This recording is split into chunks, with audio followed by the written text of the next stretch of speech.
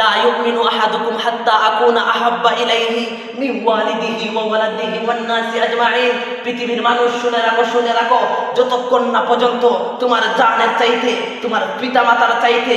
পৃথিবীর সমস্ত মানুষের চাইতে দয়াল নবীকে বেশি না ভালোবাসবে, ততক্ষণ পর্যন্ত তুমি প্রকৃত মুমিন হতে পারবে না। পৃথিবীর মানুষ শুনে রাখো, বর্তমান যুগের মধ্যে অনেক আলেম আছে যারা আমার নবীর শানের বিরুদ্ধে কটূক্তি করে, আমার নবীকে সাংবাদিক বলে, আমার নবীকে আমাদের মতো মানুষের সাথে তুলনা করে। আমি তাদেরকে বলতে চাই, পৃথিবীর মানুষ শুনে রাখো, আমার রাসূল আকরাম সাল্লাল্লাহু আলাইহি ওয়াসাল্লাম হাদিসে মুবারাকার মধ্যে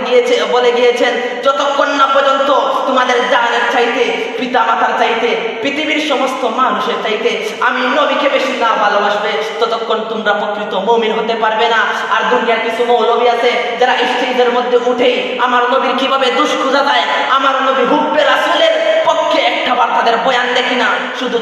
তাদের স্টেজের মধ্যে তারা উঠলেই শুধু শুনে তারা হুব্বে রাসূলের বিরুদ্ধে কিভাবে নবীকে ছোট করা যায়, হুব্বে রাসূলের শানে, নবীর শানে তাদের বয়ান শোনা যায় না, কিন্তু হুব্বে রাসূলের শানের বিরুদ্ধে